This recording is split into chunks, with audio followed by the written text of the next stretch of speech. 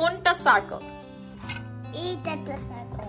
এই রুটিটা সার্কেল আর এটা সেমি সার্কেল। এটা সেমি সার্কেল। এটা অর্ধেক কে খেলো? কে খেয়ে ফেলে? আর এটা কি? এটা একটা লাইন। ওয়ান। ও এটা তো ওয়ান। You R right. গবেষণায় দেখা গেছে খুব ছোটবেলা থেকে গণিতের ধারণা দেয়া বাচ্চার একাডেমিক দক্ষতা বাড়াতে বা পড়াশোনায় তাকে ভালো করতে সাহায্য করে। সহজ 5টি ধাপে কিভাবে শিশুকে গণিত শেখানো যায় সেটা আজকের এই ভিডিওতে আমি আলোচনা করব। ধাপ 1, সবকিছু গণনা করা। ঘরে যা কিছু আছে সবকিছু গুনে গুনে করা শুরু করুন। বাচ্চাকে আপনি যখন জামা কাপড় পরান, ওর জামা কাপড়গুলো আপনি গুনতে পারেন। ওর যতগুলো খেলনা আছে বা যেটাই আছে ঘরে, ধরুন আপনার হাঁড়ি, পাতিল, চামচ, সেগুলো গোনা শুরু করুন। এটা যেমন একটা মজার খেলা, সেই সঙ্গে বাচ্চা গণনার জিনিসটার সঙ্গেও পরিচয় হয়। How many fingers R here? 4. How many fingers R here? No, no. How many fingers R here? হাতের আঙ্গুল গোনা গণনা শেখার একটা খুবই প্রাথমিক এবং মজার ধাপ। ঘরে যা কিছু আছে সবকিছু গুনে ফেলার অভ্যাস করুন। সেই সঙ্গে একটা দারুণ টিপস এখানে আমি বলবো, শূন্য জিনিসটা বাচ্চাকে শেখান। এখানে 1 গ্লাস পানি আছে, কিন্তু যখন আপনি এটা পুরোটা খেয়ে ফেলছেন তখন সেটা 0 হয়ে যাচ্ছে। এইভাবে প্লেটে খাবার দিয়ে সেটা খেয়ে ফেলার পরে সেটা যে 0 হয়ে যাচ্ছে বা নাই ধারণাটা বা শূন্য সংখ্যার ধারণাটা কিন্তু খুব ইম্পর্টেন্ট, সেটাও বাচ্চাকে শেখাতে পারে। ধাপ 2, প্যাটার্ন বা আকার আকৃতির সঙ্গে পরিচয় ঘটানো। গণিতের একটা গুরুত্বপূর্ণ ধাপ বা অংশ হচ্ছে প্যাটার্ন বা আকার আকৃতি। এখন আপনি কিভাবে বাচ্চাকে আকার আকৃতি শেখাতে পারেন? আপনার ঘরে কিন্তু নানান আকৃতির জিনিস আছে, সব সময় সেগুলো বাচ্চাকে বলা শুরু করতে পারেন। যেমন ধরুন কুশন, এটা কি বাবা? এটা কি স্কোয়ার নাকি circle? Square. Thank you so much. এটা কোন শেপ? Rectangle. রেক্ট্যাঙ্গেল। আপনার ঘরে গোল, লম্বা, লাইনের মতো, একটা লাইন, চতুর্ভুজ, ত্রিভুজ, এরকম অনেক জিনিস আছে। আপনি খুব ছোটবেলা থেকে বাচ্চার সঙ্গে যখন কথা বলেন তখন তাকে ঘরের বিভিন্ন জিনিসের আকৃতির সঙ্গে পরিচয় করিয়ে দিতে পারেন। এটা শেপটা কি? Circle. ধাপ 3, পরিমাণ বোঝানো। এই পরিমাণ বোঝানোর বিষয়টা আপনি 16 মাস বয়স থেকে শুরু করতে পারেন। পরিমাণ বোঝানো মানে কোথায় বেশি কোথায় কম। খেয়াল করবেন 16 মাস থেকে 18 মাসে বাচ্চারা সর্টিং, ধরেন লাল জিনিসগুলো এক জায়গায়, নীল জিনিসগুলো এক জায়গায়, শেপ একই ধরনের শেপ এক জায়গায়, এভাবে সর্টিং করা তারা শুরু করে। তখন তাদেরকে খুব ছোট ছোট কাজের মাধ্যমে আপনি এই কাজগুলো করাতে পারেন, সেই সঙ্গে পরিমাণের ধারণাটা দিতে পারেন। একই ধরনের জিনিস কোনো একটা বক্সে নিয়ে বা 2টা বক্সে নিয়ে, 2টা ঝুড়িতে নিয়ে তাকে জিজ্ঞাসা করতে পারেন কোনটাতে বেশি কোনটাতে কম, কোনটা বেশি হেভি কোনটা light, which one is tall?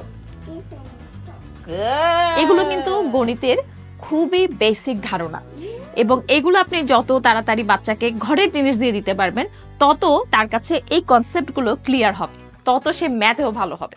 ধাপ 4 হলো তাল ও সঙ্গীতের মাধ্যমে বাচ্চাকে শেখানো। আমরা অনেকেই জানি না যে সঙ্গীতের সঙ্গে গণিতের একেবারে অঙ্গাঙ্গী সম্পর্ক আছে। সঙ্গীতের যে তাল বা সিকোয়েন্স, এটা কিন্তু ম্যাথের সঙ্গে সম্পর্কিত। যারা ভালো গান করে বা সুরের ধারণা যাদের ভালো, তাদের ম্যাথের ধারণা বা গণিতের ধারণা ভালো। কিছু কিছু গান আছে, যেমন বিশেষ করে আমাদের কাওয়ালি সং, যেটাকে আমরা বলি কাওয়ালি সঙ্গীত, যেখানে হাততালির মাধ্যমে একটা সময় পর পর একটা নির্দিষ্ট সুরে গান গাওয়া হয়। এগুলো বাচ্চাকে গণিত শিখতে বা সিকোয়েন্স জিনিসটা বুঝতে সাহায্য করে। If you are happy and you know it clap your hands, if you are happy and you know it clap your hands, if you're happy and you know it, your face will surely show it. If you're happy and you know it, clap your hands. If you're happy and you know it, stomp your feet. If you're happy and you know it, stomp your feet. If you're happy and you know it, your face will surely show it. If you're happy and you know it, stomp your feet.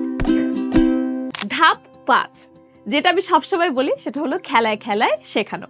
সব খেলার মধ্যেই আপনি আকার আকৃতি গণনা এগুলো আপনি প্রবেশ করাতে পারবেন বা ঢোকাতে পারবেন, এবং যে কোনো জিনিস বাচ্চার জন্য আসলে শেখার সবচেয়ে বড় মাধ্যমটা হলো খেলা।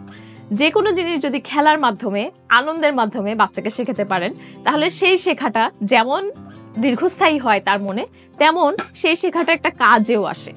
ধরেন আপনি ম্যাথ শেখালেন চেয়ার টেবিলে বসিয়ে অনেক ফোর্স করে বা জোর করে, তারপরে কাগজে কলমে শেখালেন, তার চেয়ে বেশি অনেক কাজে দেবে আপনাকে যদি আপনি ওকে রান্নাঘরে নিয়ে যান এবং আলু গুনতে দেন। বা গাজর গুনতে দেন, বা আপনার রান্নাঘরে যেটা আছে সেটা গুনতে দেন, তাহলে খেলাও হলো, আবার সেই সঙ্গে শেখাটাও হলো। যে কোনো খেলার মধ্যে আপনি এই আকার আকৃতি এবং সংখ্যার ধারণাটা বাচ্চাকে ঢুকিয়ে দেন, তাহলে দেখবেন খেলাটাও অনেক মজার হবে, আর খেলাটা আপনার বাচ্চার সারা জীবনের জন্য একটা কাজে লাগে। That's 1. Make it 3. Make it 1 or 3. Now you have 2. Look, you have 1 and 2. And now make it 3. Yeah.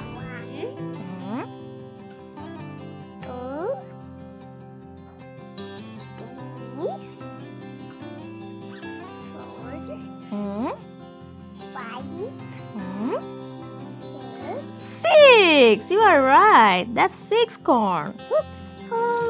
গণিত শেখানো কোনো মুখস্থ করার বিষয় না। 1 থেকে 100 পর্যন্ত মুখস্থ করে কোনো লাভ হবে না, যদি না সেই ধারণাটা, সংখ্যার ধারণাটা বাচ্চা বুঝতে পারে। খুব ছোট থেকে মজার ছলে বাচ্চাকে শেখানো শুরু করুন, তাহলে সেটা ওর জন্যও ভালো, আপনার জন্যও ভালো হবে।